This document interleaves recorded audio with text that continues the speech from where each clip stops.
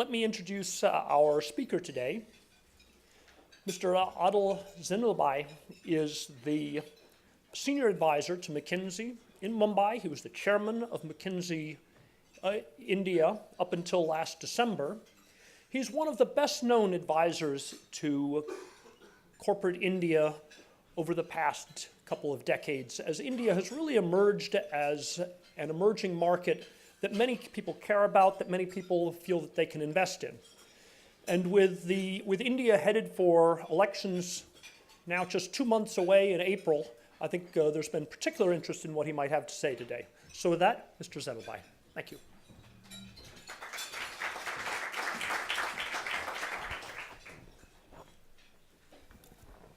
Thank you very much, and I've heard a lot about the FCC, so it's nice to actually come over here and be invited to speak at this place. It's a lovely place, and I'm delighted that you could invite me. We have, along with my co-editor, Clay Chandler, who's here somewhere. Clay?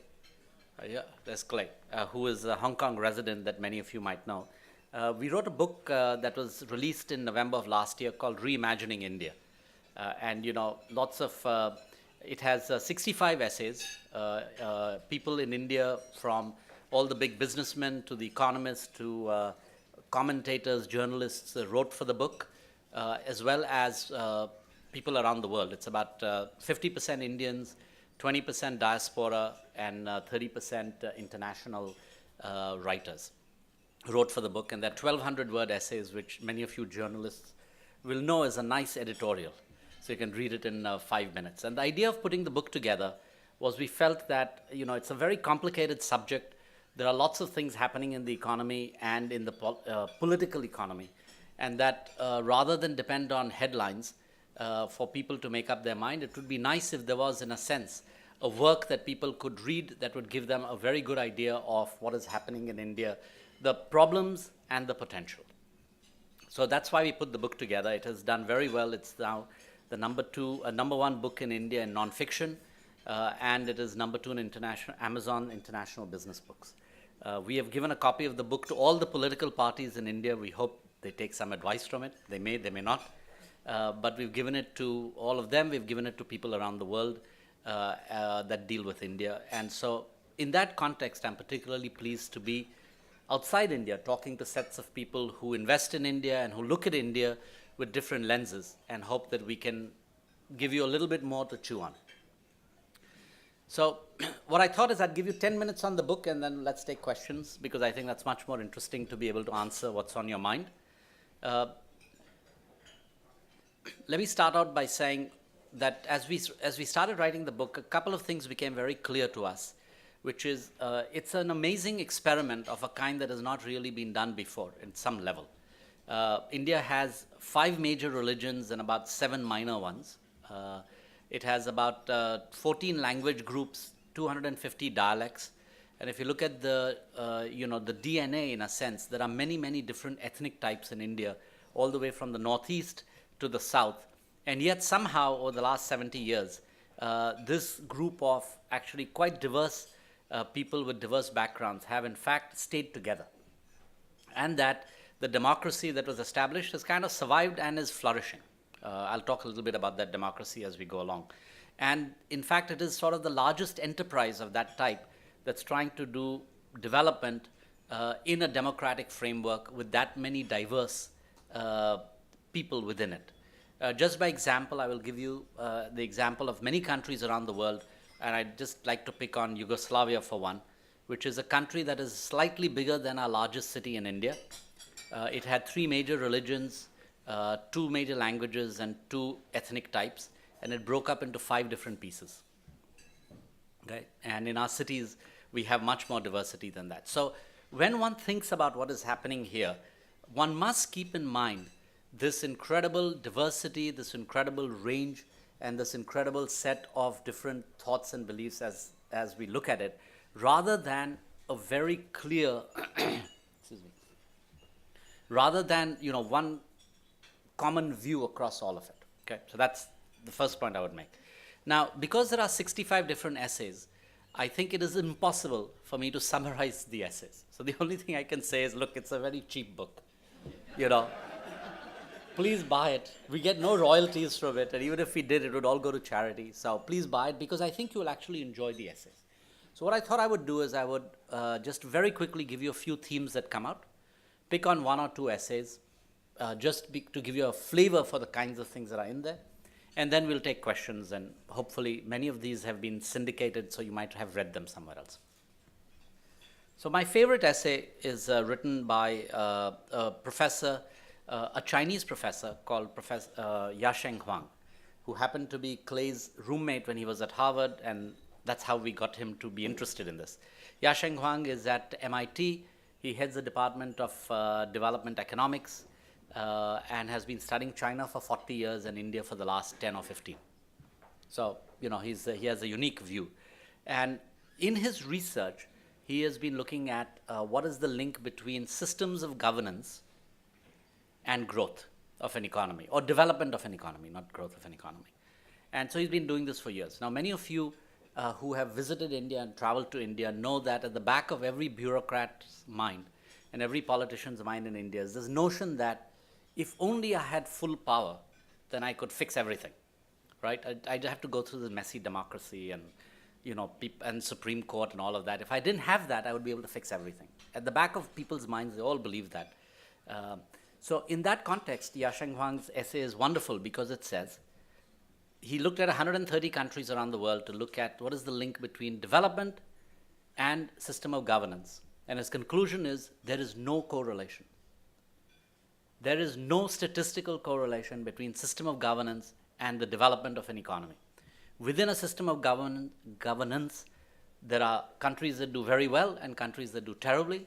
And it's the choices you make within that system of governance that drives it. I find that as a very interesting and powerful essay, as one of the essays that talks about it, because India's system of governance is not going to change. Good, bad, or ugly, it's going to remain a democracy unless something bizarre happens in the world. And so it's very heartening to know that, having looked across the world, it is possible within this system of governance to actually do very well. And in fact, India, when it was doing best, had its democracy, and when India was doing worst, it has its democracy. So it's the choices we make within it that work. So that's one of the essays. Let me highlight three other themes that come out. One theme that comes out, of which there are many essays, is the fact that India is a very young country. You've heard about this many times, the demographic dividend, because the young workforce is still growing, and many countries achieve their fastest rate of growth when the workforce is growing. Right? And then many countries, starting with Japan, Russia, etc., and most of the Western world, the workforce is shrinking, except for the US. So India, if those people can be employed, would do very well. It also has political consequences, however. I'm not going to talk about the economic consequences of that. In this election, there is a very large number of people who have never voted in an election before. It's almost 100 million plus voters will be voting for the first time. And how they vote will influence the kind of government that's required. Most of these people were born in an era where we had not seen many of the sins of the past before the 90s. And their aspirations for what they want is to achieve economic growth, achieve improvement in the quality of their life within their lifetimes. I mean, soon, now, in the next 10 years, they don't want to wait forever. And this young cohort is going to change the nature of politics in India because it's such a large cohort that's coming in. And we'll see the results in the elections, which are going to be held in a couple of months. So there's several essays that talk about how the aspirations of this young group, how their voting patterns will actually make a big difference in India. Another theme that is there in many of the chapters is the impact of technology in India. If you look at, it takes a certain number of years to improve education, healthcare, access to financial services, etc. But with the advent of current technologies, it's possible to leapfrog it. And let me give you an example of a couple of them. In India, in a 10-year period, we went from 10 million mobile phones to 850. It was, and in the same time frame, number of landlines stayed the same as 30 million. So, in fact, we just leapfrogged the entire landline phase and went straight to mobiles. And mobiles are changing the way life works everywhere. So I'll give you an example. in how even in the poorest parts of India, access to mobile technology changes everything. Just phones, and I'll come to what is coming next.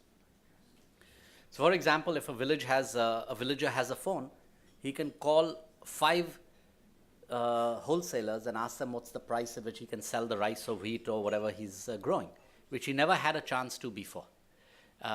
He can call a number and ask them, what's the weather forecast, which he never had before. So there's lots of things you can do just with pure mobile that changes the quality of life as well as actual economic impact. One of the studies we did showed that when you have a density in a village of over 30, which is 30% of the people have phones, the GDP of that village over a 2-year period goes up by 25%. Just because they're connected to markets which they were not connected to before. So the combination of cheap devices, I think we'll get to $20 smartphones in India, broadband connectivity, which is coming in the next couple of years, means we can revolutionize education, delivery of healthcare, delivery of financial services, and governance. Right? So I'm going to come back to governance. And that could accelerate, and that has a huge and positive effect on both the economy as well as the development of the country. So let me talk about governance for a second and how technology can change it. When you all came in here and somebody said, who are you and have you signed up for the FCC lunch? You could prove who you were, right? I mean, you have something on you that shows who you are. You could say, I'm John X. For 80% of the people in India, they could not prove who they were. I mean, because they were named by their father as Ram something, and everyone in the village knew him as Ram something. But as soon as he went out of the village, nobody knew who he was because he couldn't prove who he was. So therefore, access to all government services, education, healthcare was a nightmare. So we have lots of migrant workers as they go to new cities or others to work. They didn't have access to any of it. Using technology, Nandan Nilekani introduced the Aadhaar card, which is a universal ID card. It has a biometric, it's a biometric card, so it can look at your fingerprints and your iris and recognize who you are once you've registered. In 2 years, the Indian government has registered 570 million people. By next year, it will be 800 million people, which means that every person can by and large prove who they are. So then they can go and say, here's who I am, according to you, and I can immediately say, you are now eligible for these healthcare benefits, for these welfare benefits, for this subsidized food, and I can deliver those benefits to your bank account right now. You don't have to go through any middleman, you don't have to do anything, and it fundamentally changes the delivery of government services. So that's one example of how it would also affect it, right? There are many other examples. So the combination of technologies could accelerate. Of course, we could also mess up because we periodically shoot ourselves in the foot, but in execution of these things, but could accelerate healthcare, education, financial services, and governance. So that's another theme that comes through. The third thing that comes through is that, in fact, around the world and even in India, we think quite a lot about what the central government does, right? You all talk about government, we all talk about government of India and who's the prime minister and who's the finance minister and who is the governor of the Reserve Bank and what policies are there to attract investment or not attract investment, etc. And it's all central.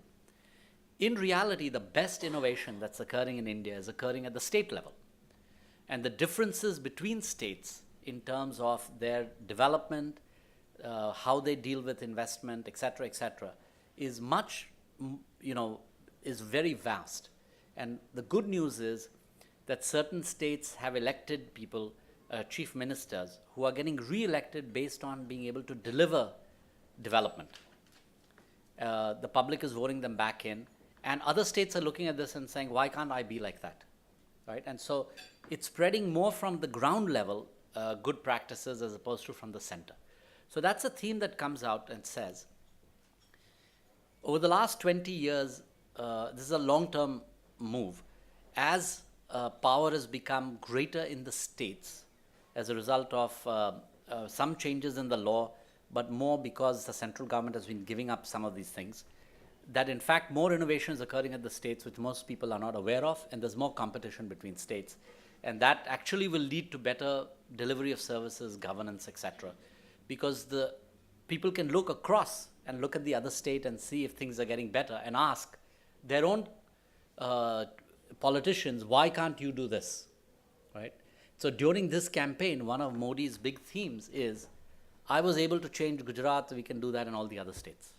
Okay, so that theme, and the reason that that has occurred, just 1 30-second diversion, is when India was formed, there was a lot of discussion about whether it would survive as a country.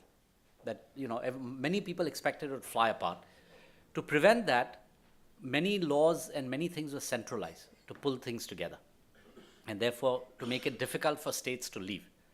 Today, I don't think anyone is worried about whether any part of India will leave and try and will secede and become another country. And as a result, many powers have been given to the states. So the states can do more and more because no one's worried that they would leave. That's just the historical background as to why that's happened.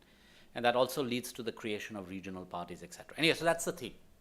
So I think I'll stop talking in a minute, but I just want to make sure that you have a sense that the book is neither, as I said earlier, it's neither India shining, for those of you who remember this campaign that came out, that everything is great in India and India shining, nor is it India depressing. And sometimes both within India and outside India, I describe it as Indians are horrendously bipolar. So as soon as things are going well, the nation has a tendency to think everything is fabulous and it'll go on forever. When things are going badly, we all tend to think it'll go on badly forever. And so we oscillate between those two, whereas in reality, when the country was growing at 8-9% for 5 years, many of the same problems that exist today existed then. It wasn't as good as people thought at that time, and it's not as bad as we think it is today. Okay, so why don't I end on that note, and then just see what's on people's minds and see if I can answer those questions, and I'll sit down there. Thank you.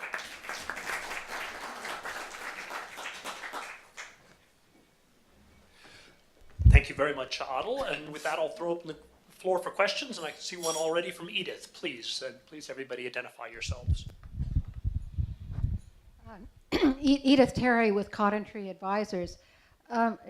Earlier this week, the FT ran a story about India's new Mars rover, which has a total budget less than the budget of the recent movie Gravity 3D. Yes. What does that imply for the future of high technology, and especially high technology manufacturing in India? I think sorry, can you hear me? In India, there's a term called jugaad, which is loosely translated as, somehow we make it work. And in fact, part of the reason that we are optimistic about healthcare, education, and financial services is this development of technology that is suited for India, that is extremely cheap, because most of the people can't afford much more expensive. And so people have become experts at doing things like this, right? Which is, instead of coming up with expensive technologies, they will come up with very simple solutions. I'll give you 2 examples of that. One is, in India, there is a startup venture that has a scanner that's about this size that attaches to any smartphone, but let's say an iPhone.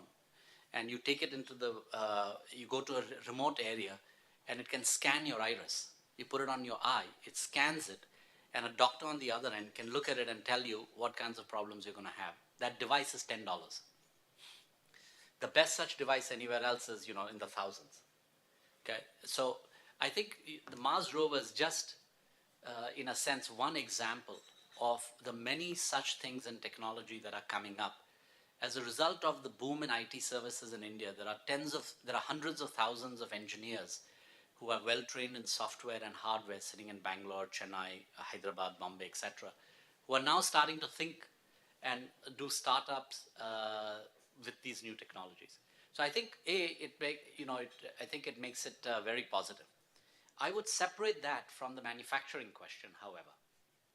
I think in terms of design of many of these products, there will be a huge amount of innovation on it. There will be many more startups coming out of India. Some of the software that drives the iPad and the iPhone was developed in India, and that will continue to happen. On the other hand, manufacturing is a huge other and different issue. Today, India, there's some studies that have been done that say that in a few years' time, the largest imports in India will be oil. It is today also. But the second largest imports, and could become the largest imports, would be electronic goods. As you sell hundreds of millions of cell phones a year, as well as electronic products for towers and telecommunications, etc., etc., etc. And so that will create another currency crisis unless some of it is manufactured in India. Manufacturing in India currently is, depending on who you look at, 18% of GDP. China is 36% of GDP. And there's a huge debate about how to get it from 18% to something higher. I think 36% is just not going to happen. To something higher. And to do that, many changes will have to be done in the way manufacturing is encouraged, and laws have to be changed, labor laws have to be changed. Today, the people who are creating jobs are service jobs, actually, not manufacturing jobs. If you go to some of the big manufacturing sites in India and compare them to manufacturing sites in China, what you'll see is the best manufacturing sites in China are desperately working to reduce labor. So what they could do with 25,000 people 10 years ago, they're now doing with 2,500 people. Nobody's putting up a manufacturing site that will hire tens of thousands of people except in clothing. That's the only place where they do it. So that has to change. Otherwise, we're not going to do. So many of those, because of the labor laws, it's very difficult to put up big manufacturing sites. So that has to change. But I would separate invention and design, which is going to happen and is already occurring, from manufacturing, which is a more complicated subject. Sorry for the long answer. Thank you. Next, why don't we take a question over here? Thank you. My name is Kishore Sakrani. I chair the board at an NGO called Community Business. My question to you is on the farm sector. How do you improve farm productivity? And a side question to that, how do you improve the distribution network that gets the food to the people who need it? Thank you actually for asking about agriculture, because there's only one essay in this book that I wrote, and that's on agriculture. So thank you for asking. I'll start out with some trivia on agriculture, just for the fun of it, right? India is the largest producer of bananas in the world, mangoes, second largest exporter of beef in the world, second largest producer of potatoes in the world, third largest producer of soybeans in the world, and largest producer of this bizarre product called gore, which is used in fracturing, right? Oil, in the oil industry. And in the last 2 years, it exports $3 billion worth of gore. It's a gum that's used in shale gas, right? So the reason I say this is when we think about agriculture in India, we always, in general, the discussion revolves around the 4 big crops: rice, wheat, pulses, etc. But in reality, Indian agriculture on many other fronts has done quite well. If you take a 50-year perspective, the growth in crops in India has been phenomenal. And in fact, there is no famine in India anymore, and hasn't been one for the last 20 years. There's malnutrition, but no famine.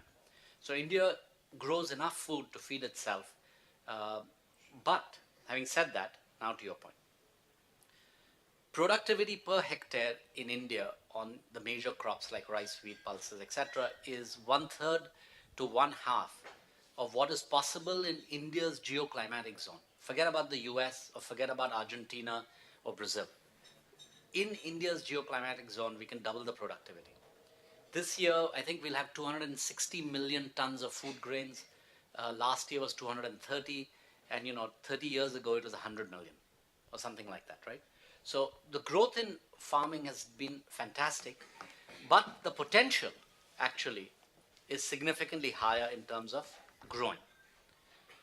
Then you come to distribution, and there are wonderful stories, I think, including one from the FT that talked about, you go around and there's lots of grain stored in open, which is rotting and rats running around and all of that, and that created a big fuss. And it should, because as the Indian farmers' productivity improved, the entire system was not designed to keep up with it. Okay? And therefore, we forgot that the grain has to be transported, so there weren't enough wagons, that it has to be stored, so there wasn't enough storage.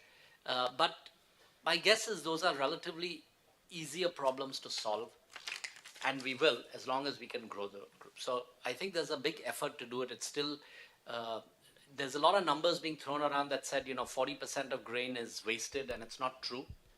We came up with that 40% number, and the number that we had come up with was, if you take fruits and vegetables, because of lack of storage and a cold chain, the value goes down by 40%. So it's not that the food is wasted. It's just that, when a tomato is perfectly ripe, you can sell it for X.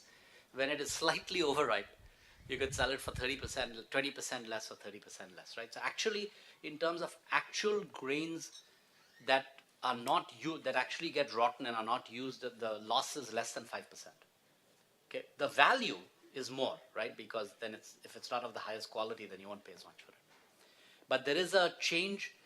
The bigger distribution problem is not the ability to store grain in bulk, but if you want to make sure that the grain gets to the right person at the right time in small quantities, that distribution system is not doing well at all. Robin? Robin Meredith and Reorient, and author of The Elephant and the Dragon. Two questions. A quick one on Nandan Nilekani's efforts on the ID cards. Has anyone measured what, one of the big benefits of that was supposed to be to reduce corruption. Has anyone measured whether that's worked? And secondly, would you spend some time on what, for many of us, is very curious about the upcoming election? Narendra Modi, really was a pariah, wasn't at least until a couple weeks ago admitted to the United States. Maybe he will be He's now. not been admitted as yet. She Not only yet, met him. but she visited. Yes, yes. Anyway, Okay. so here's this guy who, most people wouldn't have touched with a 10-foot pole in India, even, a few years ago. He has the example of economic growth in his state and I guess I'm struggling with whether that is what's propelling his popularity, or simply the ineptitude or lack of success of the Congress Party in managing the economy. What's going on? So let me start with the easier question to answer, which is the first one. Nandan is a very dear friend of ours, of mine. He and I I was at IIT when he was at IIT, and so I've known him for a very long time. And what he's done is brilliant, which is and it's not just the corruption part of it, right? I think psychologically, the ability to prove who you are, is a very big deal for a person, right? To be able to say, this is me. Suppose I looked at you and said, who are you?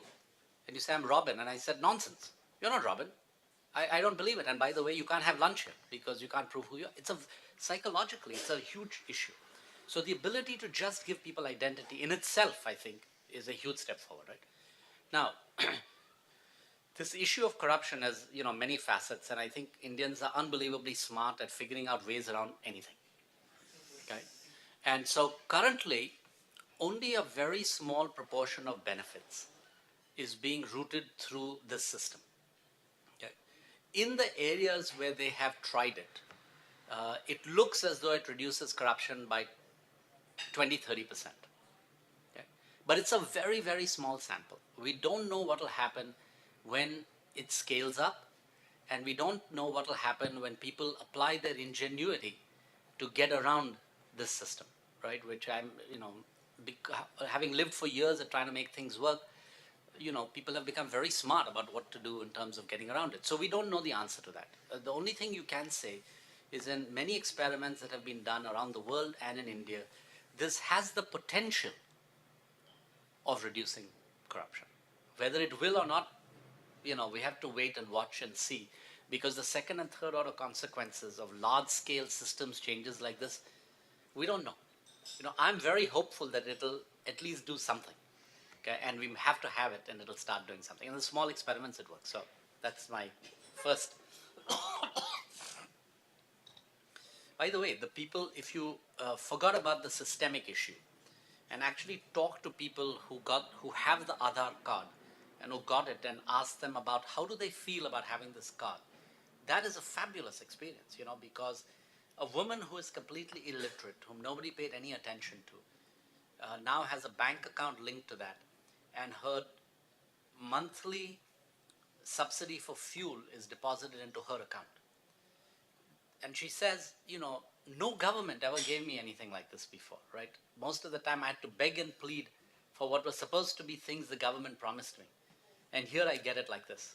In fact, in one experiment, they deliver the fuel subsidy to the account on the first day of the month, even before you bought any fuel, which is unheard of for a government in India to actually give you money before the fact, as opposed to after the fact, which was also proper. So I think just, as I said once again, the respect that it shows to citizens, I think is also a very important aspect of what Nandan's trying to do.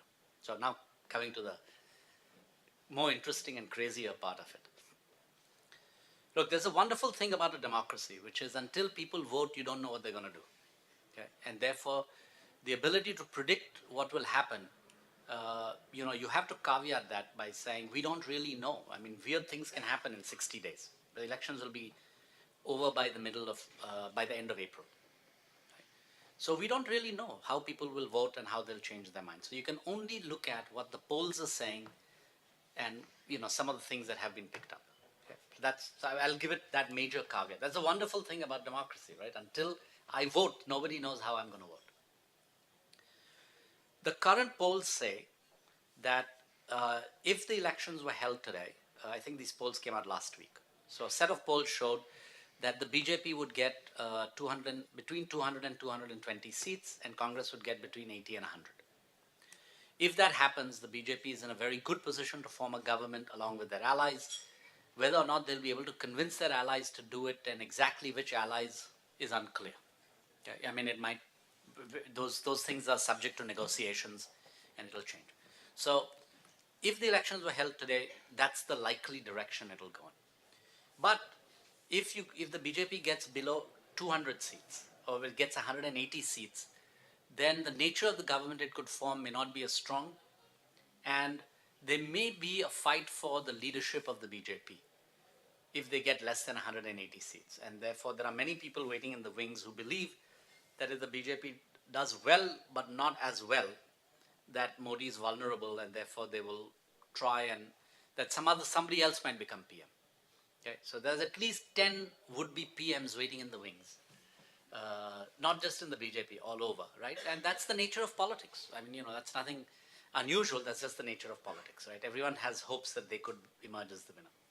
So that's what the polls say today, right? Once again, it could change. There are two wild cards that could change it. Number one is the role of the Aam Aadmi Party. The Aam Aadmi Party basically stuck into the whole issue of corruption. And they rode on the wave of very strong anti-corruption feeling among the middle class and everyone, not just the middle class, in cities. And they rode that wave. And obviously it was a very important wave because otherwise they wouldn't have gotten 30% of the vote. And without much, they didn't have they didn't have a strong ground roots organization, yet they got 30%, and they disrupted the potential output, the potential results in Delhi. And nobody expected the results that came out in Delhi. No poll showed that's what would happen. The BJP's poll showed that they would have won enough to form the government. The Congress's poll showed that they were going to do pretty well, but not enough to form a government. And the Aam Aadmi Party came out of nowhere and, basically had the maximum number of seats and formed a government. Not maximum, second largest. So how that will play across India, nobody knows. It's too new a phenomenon for people to figure out, right? So how that will play, and if they change the outcome in 10 or 20 races around India, it could matter, right? So that's the number one wild card, right?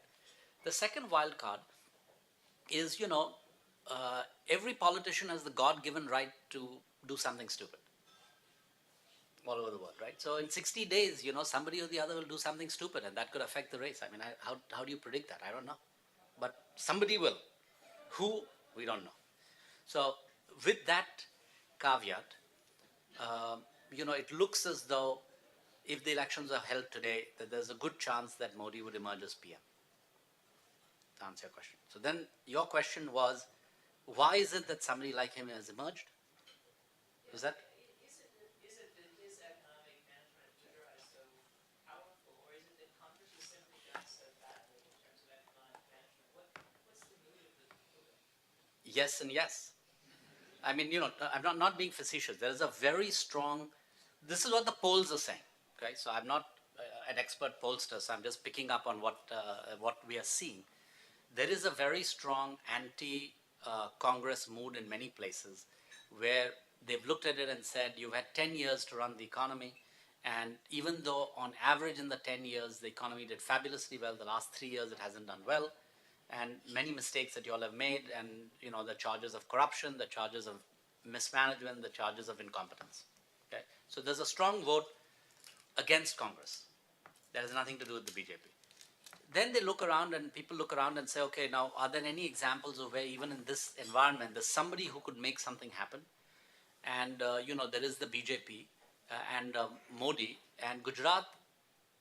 Gujarat's average growth rate over a 20-year period has been very good. Frankly, it's a function of it has done that even pre-Modi. Okay? But since he's been chief minister for 10 years, you can kind of link that whole story together, right? Gujarat had a huge power crisis. India has a power crisis, right? We have 15% deficit, so there's blackouts and brownouts and all that stuff. Gujarat went from being 15% deficit in power to 15% surplus in power in 5 years. So people look around and say, we've had this power crisis for 50 years and we can't seem to solve it. Look over there, it seems to have worked. He has a huge amount of support from businessmen who are just tired of no decisions from the government or capricious decisions from the government. And they look and they say, and people, this is what people are reporting, right?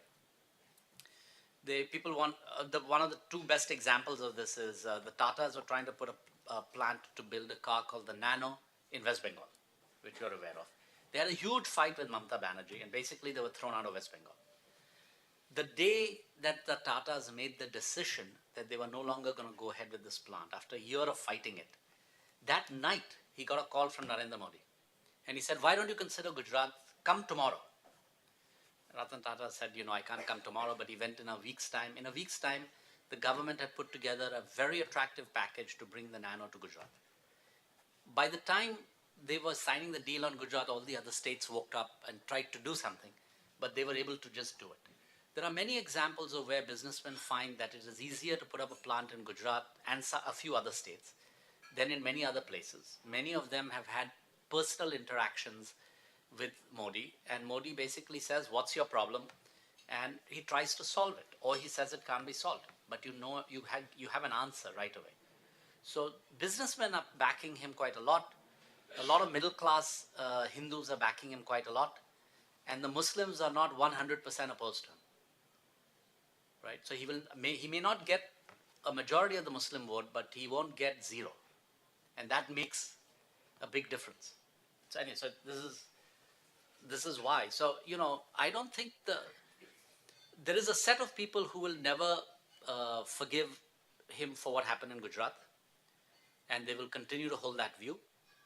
There's a set of people who say, we have to get on with development, it affects our lives, and let's get on with it. And they call up their friends and cousins in Gujarat who are Muslims and non-Muslims and ask them how it's going, and they're getting good reports. So, that's how the persona has changed. Now I'll give you trivia. Can I give you trivia? Please. Just for the fun of it? Yes. I was talking to the television reporters, and I said to them, you guys are completely biased. By the way, India has 100 24/7 news channels. So there's a lot of programming, right? So I said, you guys are completely biased because you're reporting more on Modi than you're reporting on Congress, and that's not fair. And they said, listen, we are not biased, we follow the ratings. Whenever we show a speech of Narendra Modi, the ratings go up like crazy. And whenever we show a speech of any of the others, nobody watches. So what do you expect us to do? Sorry. Okay, with that, Joel, speaking of electricity. I'll give you a short answer. Sorry, Okay. This will be a short question, short answer. We'll move it along then. We got a Okay, number of because hands, I 5 got a minutes left. preamble. Thank you, sir, for bringing up the subject of power. My name is Joel Lakin. I'm the Secretary General of something called the IPPF, the Independent Power Producers Forum. We're global. And we have members in India. You probably know Harry Dahl, or you know this guy from IPPAI in India. Yes. This will be very quick, but I got to go into some figures here. The big totalitarian dictatorship north of us ruthless as they are, has delivered its promises. 1.4 billion people, over 1 million megawatts. Now, I agree with you about the lack of correlation between culture, government, and economy, but there's a direct correlation between the good life, the air conditioners, whatever it Yep, is, and power. for the farms or whatever, Absolutely. for electricity. Now, here's some figures that I find very Let's just skip the question. He probably knows the figures. He really knows this subject. Okay, then you know, of course, that in India with 1.3 billion, you've got 250,000 megawatts, 1/4 of China's, and that is a disaster. In America, it's 2,700 kilowatt per hour. In India, it's 125 kilowatts an hour. So when is India going to have its Sputnik moment? 1955, 56, all of a sudden, Russians send up a Sputnik. Democracy, such as it is, not a totalitarian dictatorship, spun into action, and we got to catch up. Non-existent Russian lead, it wasn't really there, but they went crazy over Sputnik. So let me, when so- is India going to do it? Actually, I wish you had said Mars rover moment as opposed to Sputnik moment. We don't want to discuss the systems because, you know, in reality, I'm an expert on India. So I really would much rather just talk about India. And I don't want any comparison to the other countries because I'm not as much of an expert on it, and so you can do that comparison. The entire power sector in India is a mess. And in fact, this is one of the things, there are 2 or 3 states in India that are in power surplus. One of them is Gujarat, which is why people look at that and say, gee, I wonder what it takes to do it. I think it's a struggle across many different aspects of power. And in a sense, it hasn't done well by almost any benchmark, even though every 5 years it does a lot better than it has ever done in the past. So in the past 5 years, the total amount of power that went in was 3 times as much that went in the previous 5, but we still need more because, you know, there's more of a demand. My guess is that it'll take us 5 to 10 years to get the power sector to where it is reasonable. And by reasonable, I mean not that it can handle peak power, which is a problem, but on average, it can handle the average load. Because the government can't afford to do all this on its own, so the government started a whole series of things to do public-private partnerships. The scale of public-private partnerships in India was unmatched. We've never done it at that rate in infrastructure almost anywhere in the world. And so the contracting rules, how to do it and how to make it work, I think were things that people discovered as they went along. And that has slowed things down quite a lot.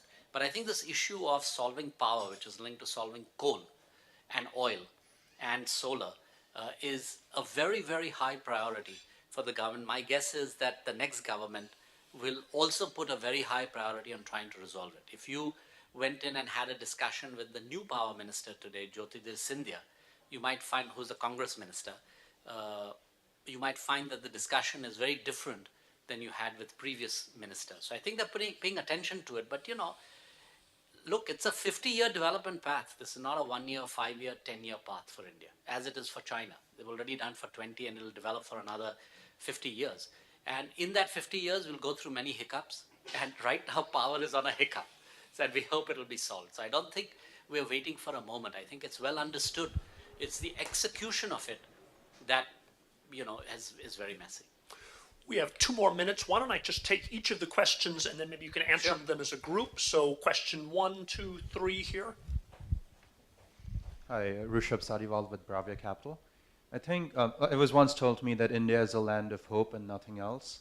And whenever we go to such forums, people are always focused about what can improve. My question is about what can go wrong. You mentioned earlier that there's 100 million new voters in the last 4 years. What happens if things don't improve? How bad can it get? And in particular, how is technology going to affect this? Because now when you have people in the villages, in the rural areas that have access to technology and know what people outside the world have, how is that going to impact it? And is there a possibility of things getting worse? Okay, and over here, please. The mic. Yes, Jane Singer from the Current Situation in Sourcing. My question is about infrastructure and logistics, which in many cases has been pointed to as a big hindrance to national growth, particularly in manufacturing and so forth. And Tom? Yes, Tom Holland, South China Morning Post. Everyone seems to agree India suffers from a relative shortage of investment.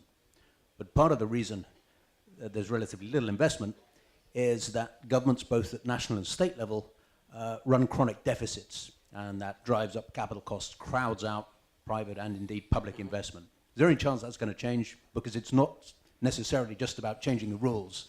It's also about changing the whole environment, the macroeconomic environment.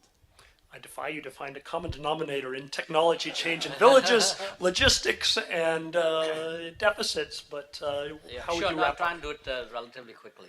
So let me just start with the first one about what could go wrong. I mean, look, the single biggest thing that could go wrong is India if India ever went to war. Right, wars destroy economies, and if India went to war on any front in any major way, right, that would destroy the economy, and it would slow things down a lot. I think there's not much appetite for war. I think the relations between India and China are such that they've taken many contentious issues and put it aside, and said we won't discuss those for the present. Let's all both get on with our development. So I don't think the issue will be from that side. But Afghanistan, as NATO and the Americans leave, poses a risk that something weird will happen, right? And Pakistan is an unstable country. We hope that they get stable. It's in everybody's interest that it stabilizes. But if it doesn't stabilize, these are two nuclear powers next to each other. If anything, if tensions rise, it'll affect the economy and it'll slow things down. So I think that's one very big one.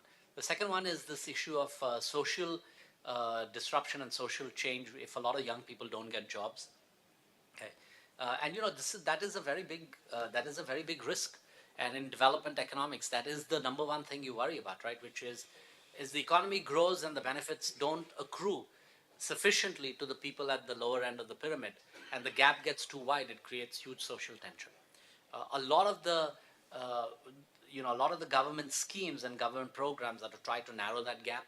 So in fact, in the last 3 years or 5 years, the government has run an incredible stimulus package for the rural areas by raising the price of wheat, raising the price of grain, subsidies, etc. So actually, the slowdown on the economy has not affected rural India as much.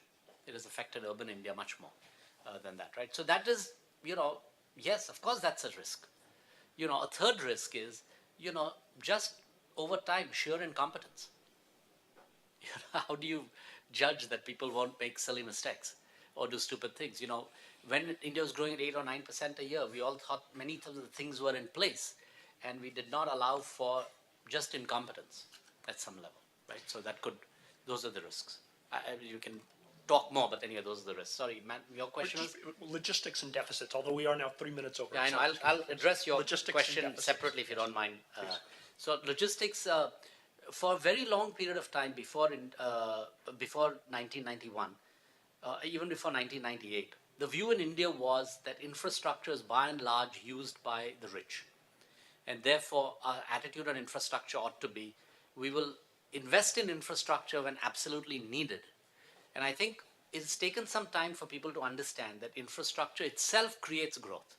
So now, the economic thinkers in India and the politicians understand that you have to put infrastructure in place before. So it's no longer a philosophical argument, it is more of an execution argument. And an execution, as sometimes I like to say, almost every bureaucrat in India and every politician can say no to anything, but very, very few can say yes and make it happen. And so the execution issue is not one of people saying we don't want to get this done. It's just that the system gets in the way because many, many people seeing only that narrow slice of the picture can make a decision based on that and just stop things. So land acquisition laws slowed down infrastructure. Many environmental laws slowed it down. Many financing laws slowed it down. And slowly, we are trying to debottleneck all of it. So my guess is it will happen, but it's taking a lot longer than it should.